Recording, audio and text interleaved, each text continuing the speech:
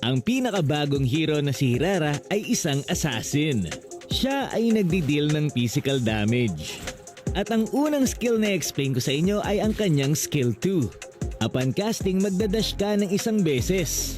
Pero kapag tinutok mo or ginamit ang iyong joystick, pwede kang mag-dash ng 2 beses. Depende kung saan nakatutok ang joystick mo. Ang madaanan mo ng dash ay makakatanggap ng damage. Ibig sabihin kung 2 beses mong madadaanan yung kalaban, sa isang cast, double damage agad. Ang mga hero or jungle monster din na tatamaan mo ng dash ay magkakaroon ng death mark na ipapaliwanag ko sa inyo kung ano ang nagagawa mamaya. Dito naman tayo sa kanyang skill 1. Upon casting, magdidil ng damage etong si Hirara sa isang fan-shaped area.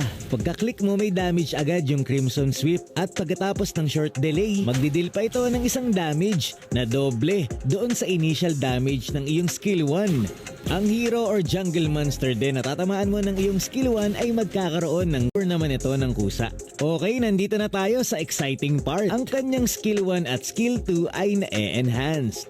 Kaya nga